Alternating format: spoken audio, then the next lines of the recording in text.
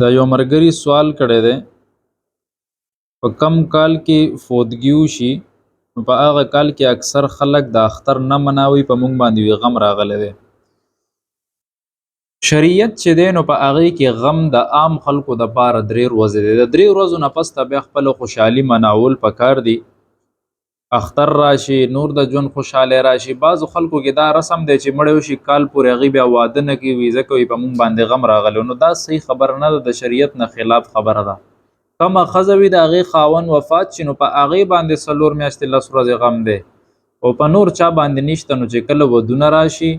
یا چرته اختر راشي کمو خوشحالي راشي نو خلک د شریعت په موافق باندې هغه خوشحالي وکړي ښکلې کپړې دې پکې واچوي نوې کپړې سنت عمل دی خوشبو دی ولګي د خلکو په خوشحالو کې د ځان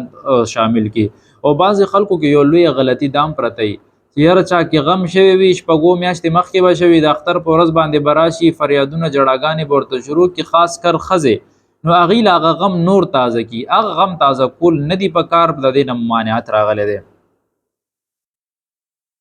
په قبر باندې اوبه اچول په قبر باندې چې د پاس اوبه اچي نو دا یو مستحب طریقه ده نبی کریم صلی الله علیه و آله وسلم د حضرت سعد او ابراهیم چې کم د هغې بچیو د هغې په قبر یې اچولی دي عثمان بن مزعون رضی الله تعالی عنه په قبر د اچولو تلقین هم کړی دی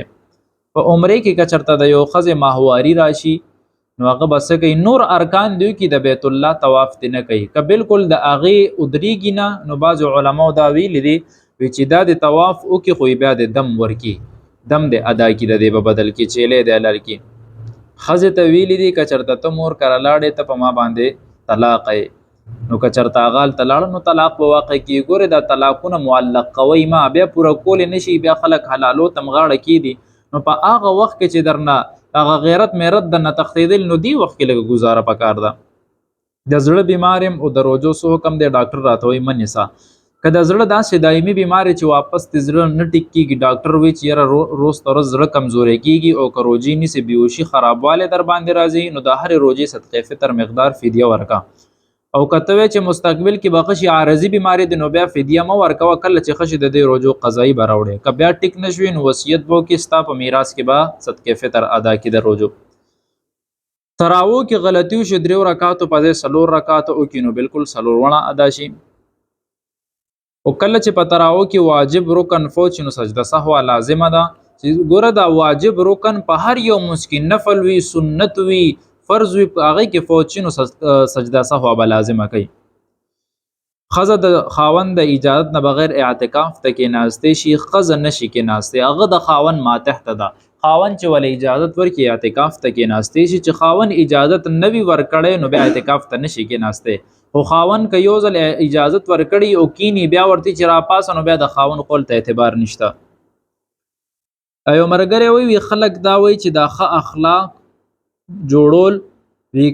د کم سړي ښه اخلاق وي که هغه مونځ ونه کړي بیا هم خیر دی وي دا حدیث دی دا ګوره دروغ دی مونځ خو داسې رکن دی چې هغه د ټولو ائمو په نسبت باندې د امام ابو حنیفه رحمه الله نه علاوه چې کم سړی مونځ نه کوي د هغه د قتل اجازت ورکړی دی دا امام صاحب وایي خیر دی که دا سړی نو مونځ کې دا کمپرومایز نشته دا هسې خبرې ښه اخلاق بل یو عمل دی مونځ ځان له یو عمل دی د کافر او مؤمن منځ کې چې فرق جوړوي نو هغه دا مونځ دی د جمعې په شپه چې څوک وفات شي یا په روژه کې څوک وفات شي نو د دې سړي باندې به عذاب قبر وي که نه به وي دې کې 2 قوله دي څو علما وایي چې صرف په د جمعې په شپه یا د رمضان مبارک کمه میاشت په دې کې به پې عذاب نه وي خو یو چې کم راجح قول دی حدیث تم ثابتېږي علما کرام وی راجح قول دا دی چې کم سړی جمعې په شپه یا د اختر یا د روژې په دې میاشت کې وفات شه نو په دې سړي باندې قبر عذاب تر آخره وخته پورې نشته د محشر په ورځ بیا حساب کتاب دی نو اب ورسره بیا کېږي چې کم مسجد کې اعتکاف ته خلک ناست دي هلته جمعه نه کېږي نو دې جمعې راتلی شي اول خو بهتره دا ده په هغه مسجد کې دي کینی چې کم کې جمعې مونځ کېږي او که چېرته خلک داسې مسجد کې کینی چې هغې کې جمعې مونځ نه کېږي نو دی به سنت دلته کوي صرف فرض له به هلته ځان رسوي چې څنګه فرض وکړي واپس به فورا راځي هم دې مسجد ته صلات تسبیح مونځ جماعت سره او څنګه دی جماعت سره صلات تسبیح مونځ مکروه دی فرض مونځ او دکه شانت تراوی وتر چې کم په رمضان کې مونږ کوو او صلات کسوف د استسقا دا منځونه چې نبی کریم صلی الله علیه وسلم د هغې جماعت ثابت دی او نور داسې منځونو جماعت نه دی ثابت نو دا مکروه دی بغیر جماعت سره به دا نه کې بغیر جماعت کول پکار دی. د ملګری وایي ما سره 3 لکه روپۍ دي او په ما باندې 40,000 روپۍ قرض دی کال پې تېر دی زکات به څنګه ورکوم. 40,000 روپۍ قرض به ترې نه لرې کې 2 لکه شپېته پاتې شو نو په دې باندې څومره زکات کېږي هغه ورکوه 1 لک پسې 2,500 روپۍ زکات دی. واخر دعوانا الحمدلله رب العالمین.